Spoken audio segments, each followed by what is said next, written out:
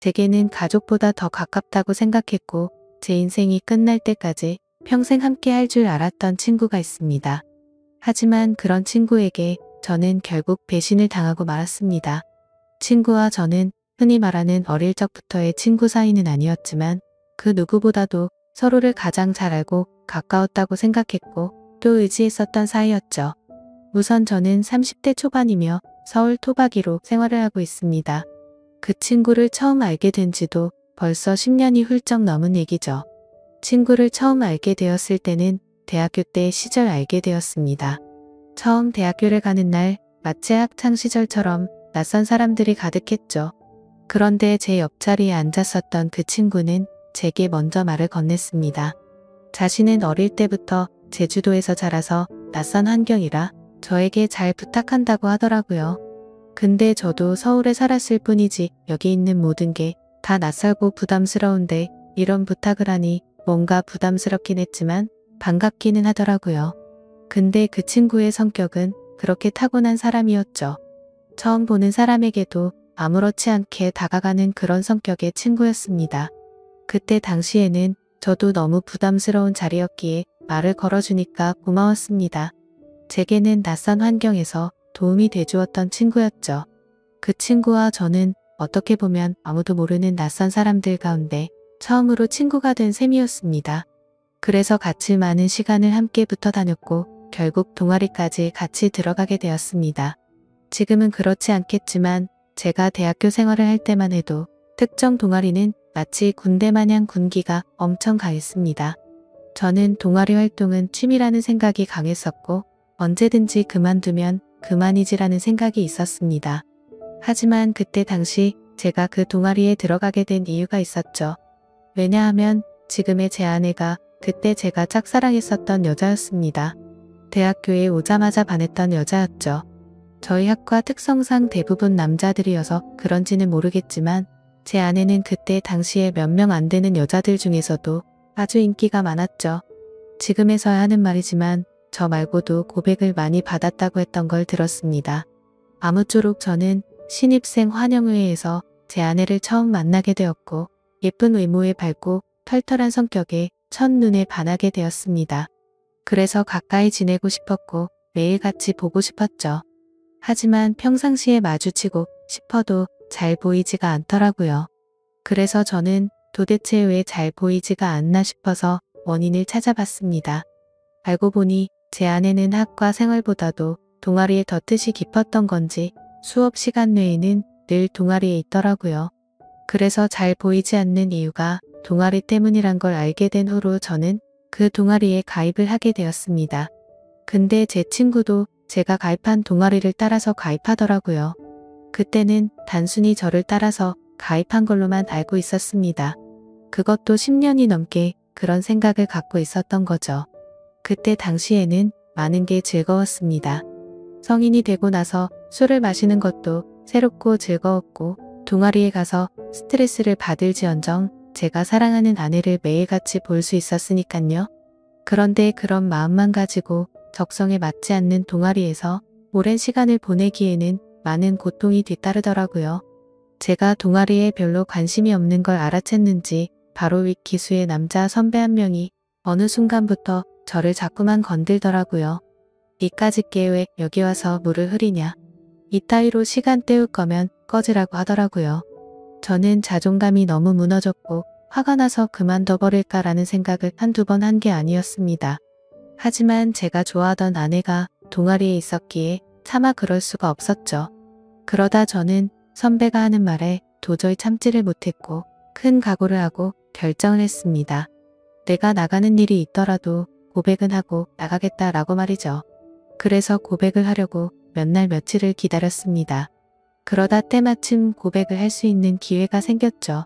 저는 시험 기간이라 공부를 했고 밥을 먹고 잠깐 잠이나 잘까 해서 동아리 방에 들렸더니 제 아내가 혼자서 동아리에서 있었던 거죠. 그래서 저는 무조건 오늘 고백을 해야 하는 기회이구나 싶었고 제 진심을 담아서 고백을 하게 되었습니다. 하지만 그 말을 듣더니 곧장 아내는 장난치지 말라며 저의 고백을 거절했었죠. 그래서 저는 장난으로 하는 말이 아니고 당신 때문에 관심도 없는 동아리에 가입까지 했다고 말했습니다. 그러자 아주 오랫동안 깊은 생각에 잠겨서 고민을 하더라고요. 그러면서 자신은 고민할 게 있다면서 생각을 해보고 대답을 해준다고 했습니다. 그날로부터 일주일 정도를 기다렸습니다. 제 아내는 저의 고백을 받아주게 되었고 저희는 교제를 시작하게 되었죠. 그 이후 저는 동아리를 탈퇴하려고 했지만 여자친구가 여기에 있는데 다른 남자들이 찝쩍거릴 것 같아서 결국 끝까지 버텼었죠. 하루하루가 행복했었고 대학교를 오기 잘했다고 생각했습니다. 첫눈에 반했던 여자와 연애를 하게 되었고 평생을 함께할 만큼 마음의 단짝이라고 생각되는 절친한 친구가 생겼으니깐요. 저와 아내는 자연스럽게 친구도 함께 자주 다니게 되었습니다. 그러다 결국 저는 군대를 가게 되었고 친구는 미국에서 출생만 한 미국 시민권자였기에 군대를 면제받게 되었죠. 저는 친구에게 말했습니다. 여친에게 다른 남자들이 절대로 찝쩍거리지 못하게 잘 부탁한다고요. 그러자 친구는 그런 걱정은 하지 말라며 건강히 잘 다녀오라고 했고 저는 그렇게 군대를 가게 되었습니다. 제 아내에게는 정말 미안하고 고마웠습니다.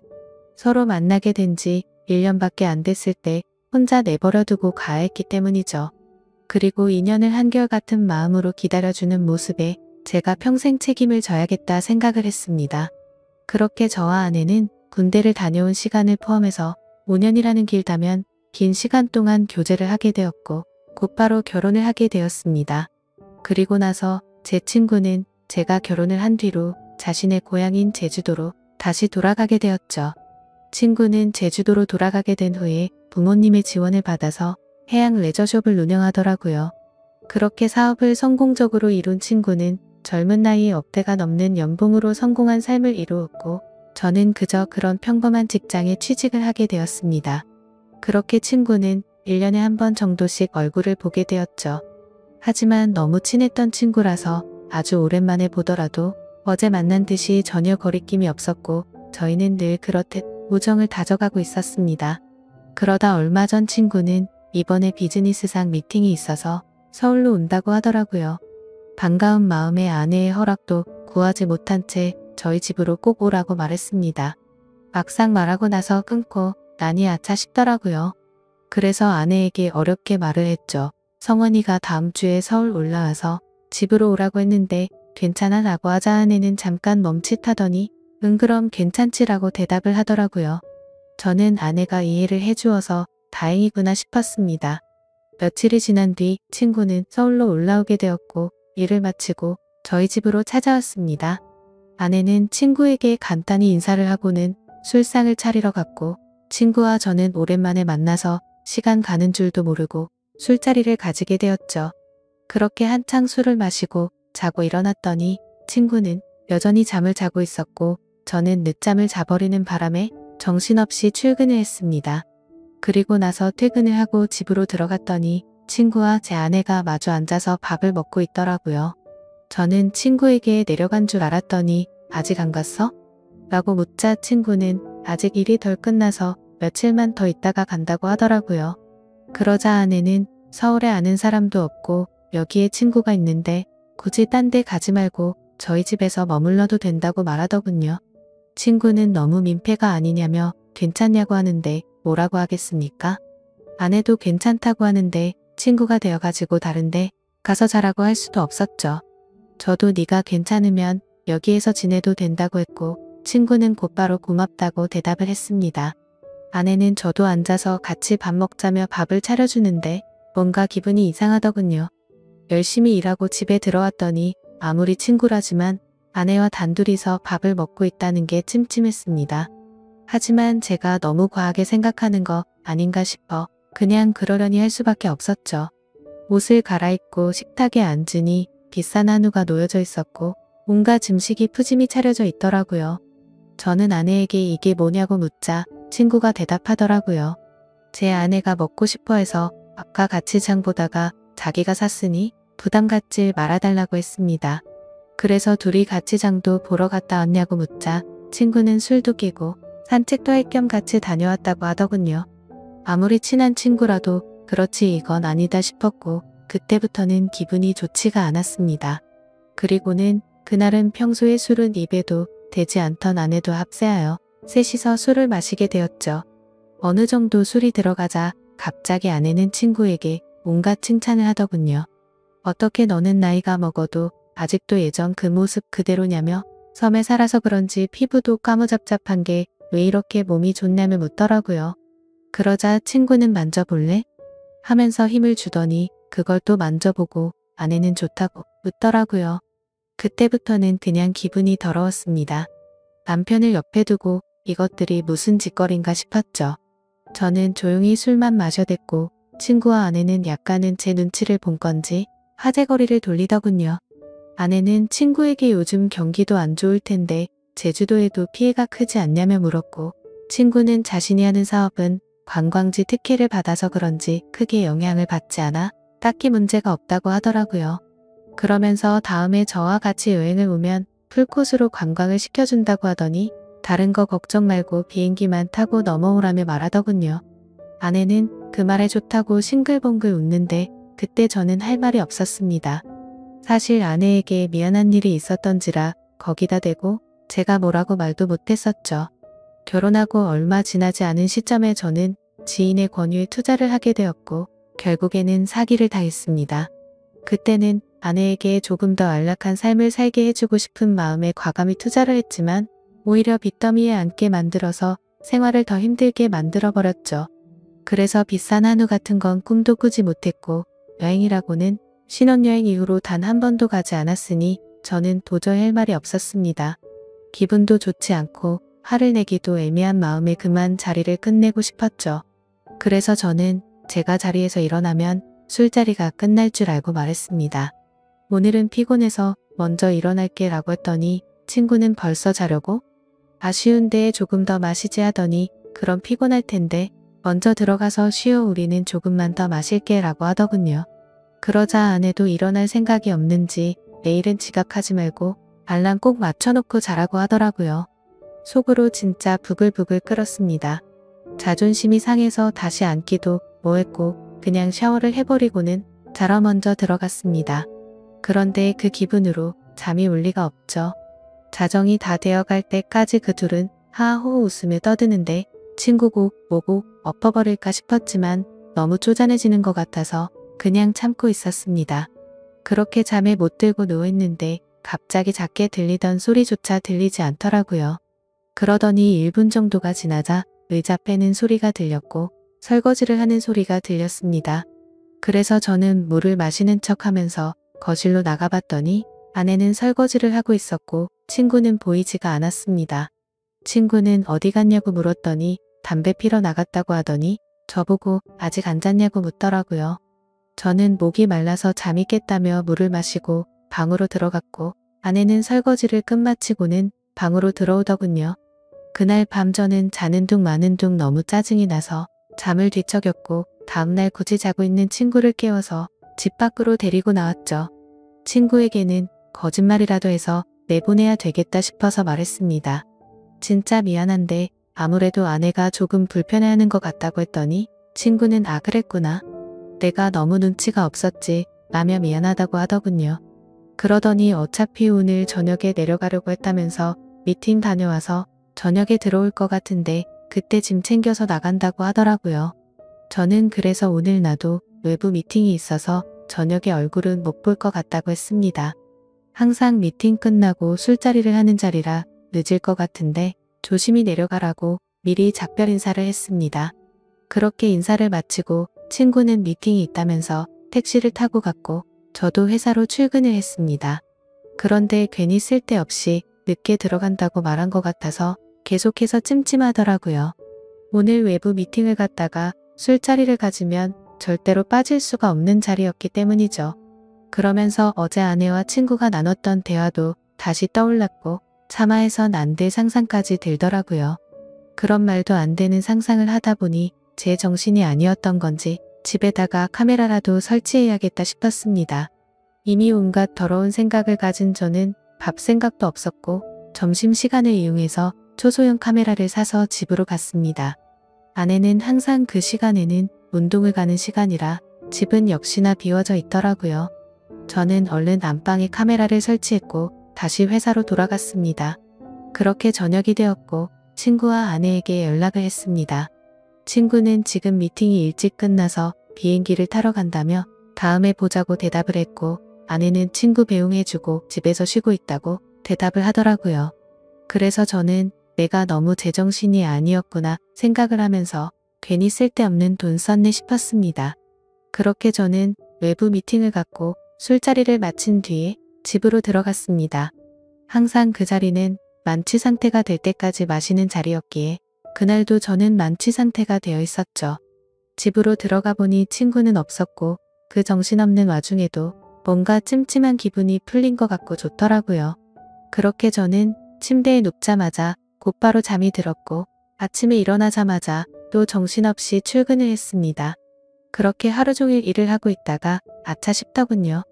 어제 설치한 카메라를 회수 못한 게 생각이 났던 거죠. 혹시라도 아내가 알아차리면 엄청나게 큰 싸움으로 번질 것 같아서 퇴근하자마자 빨리 치워야겠다라고 생각을 했습니다. 그래서 저는 퇴근하자마자 곧장 집으로 들어갔더니 아내가 집에 없더군요. 아내에게 전화를 했지만 받지를 않았고 어디 갔냐고 카톡을 보냈지만 답장이 없더라고요. 그래서 일단 아내가 들어오기 전에 카메라를 치워야겠다 싶어서 뺐습니다. 근데 아내는 2시간이 넘도록 전화도 오지 않고 카톡 답장도 오지가 않았습니다. 슬슬 짜증이 나기 시작했고 진짜 아내가 바람이라도 났나 싶었죠. 그래서 저는 갑자기 카메라 생각이 번뜩 났고 저장된 영상을 돌려봤습니다. 근데 정말 너무 충격적인 장면들이 그대로 녹화되어 있더군요. 제가 카메라를 설치하고 집 밖으로 나간 지 2시간 정도가 지나자 남자 여자 목소리가 들려오더니 제 아내와 친구는 방으로 키스를 하면서 들어왔습니다. 정말 그 모습을 보는 순간 바로 욕이 튀어나왔고 소리를 질러댔습니다. 그 둘은 자연스럽다는 듯이 제 침대에 누워서 스킨십을 하는데 너무 역겨워서 도저히 보질 못하겠더군요. 그래서 빨리 감기로 넘겨버렸고 오늘 날짜로 찍힌 영상을 봤더니 제주도로 내려갔다던 친구놈이 또 아내와 제 방으로 들어오는 겁니다. 너무 큰 충격을 받아서 할 말이 없고 생전 처음으로 눈물이라는 걸 흘렸습니다. 슬퍼서 우는 게 아니라 분노가 극도로 치밀어 오르다 보니 눈물이 난다란 걸 깨달았죠. 그러면서 제가 퇴근하기 1시간 전쯤 남편이 들어올 수도 있을 것 같다면서 계속 같이 붙어 있고 싶은데 아쉽다고 하더니 나가서 같이 있자고 하더니 화면에서 사라졌습니다. 제가 그 영상을 보는 중에도 제 아내는 친구놈과 밖에 나가서 같이 붙어 있었던 거였죠. 저는 그래서 바로 친구놈에게 전화를 했습니다. 역시나 전화를 받지 않더군요. 근데 아내와 달리 몇 통을 걸었더니 전화를 받더라고요. 저는 침착하고 물었습니다. 제주도에 조심히 잘 내려갔냐고 물었죠. 그러자 친구는 잘 내려왔지. 그게 그렇게 궁금해서 전화를 이렇게 몇 통씩이냐고 했냐고 묻더군요. 그 말을 듣고 있는데 아내에게서 카톡이 바로 오더군요. 친구랑 오랜만에 만나서 영화를 보고 있다고 거짓말을 아주 자연스럽게 하더라고요. 카톡을 보자마자 더 이상 저는 분노를 참을 수가 없었고 곧바로 욕을 했고 소리를 질렀습니다. 네가 내 친구라는 놈이 어떻게 내 아내랑 바람을 필 수 있냐고 했죠. 그놈은 당황하면서 무슨 소리냐며 무슨 근거로 그런 말도 안 되는 소리를 하냐고 하더라고요. 저는 그래서 내가 전에 집에 도둑 들 것 같아서 카메라 설치해놨는데 이건 몰랐냐고 욕을 하니까 갑자기 아무 말이 없더니 전화를 끊더군요. 아내도 곧바로 카톡이 더 이상 오지 않았고 2명 다 전화물 카톡이며 제 연락을 무시하고 받지를 않고 폰을 꺼버렸습니다. 이게 바로 며칠 전에 벌어진 말도 안 되는 상황입니다. 어떻게 이런 일이 벌어질 수가 있는지 너무 충격적이어서 말도 제대로 나오지를 않습니다. 이미 장인 장모님께 연락해서 있는 사실 그대로를 말한 상태이고요. 더 웃긴 건 친구놈은 죄다 거짓말 투성인 정신나간 놈이었습니다. 친구놈이 운영하고 있다는 해양 레저숍의 연락처를 알아내서 전화를 해보니 전화가 되지 않더라고요. 그래서 저는 로드뷰를 이용해서 그 위치를 찾아냈고 근처에 있는 가게에 연락을 해서 물어봤습니다. 정말 죄송한데 제가 급한 일이 있어서 그런데 그쪽 옆에 있는 해양 레저숍 혹시 문을 열었냐고 했더니 이미 폐업한 지 몇 달이 됐다고 하더라고요. 그리고 너무 답답한 마음에 대학 시절 같이 알던 친구에게 연락을 했더니 결국 설 맞는데 그 둘이 사고를 칠 것 같더니 일을 냈구나라고 말하더군요. 무슨 말이냐고 물어보니 제가 군대에 갔을 때도 이 둘은 매일 같이 붙어 다녔다고 하더라고요. 그래서 주변에서 이상하게 보긴 했지만 딱히 스킨십을 하고 이랬던 건 아니었고 제가 있을 때도 셋이서 자주 다녔기에 그냥 친구 사이로 같이 다니는구나 했답니다. 도대체 어떻게 사람이 이런 거짓말을 아무렇지 않게 할 수가 있을까요? 아내는 그 친구놈의 재력이 부러워서 정신이 나갔던 건지 아니면 대학 시절부터 그놈에게 마음이 있었던 건지 알 수가 없고 이제는 알고 싶지도 않네요. 아무튼 이것들을 용서할 생각은 절대로 없고 연락이 되는 대로 곧바로 모든 사실을 알려주고는 이혼을 하려고 합니다.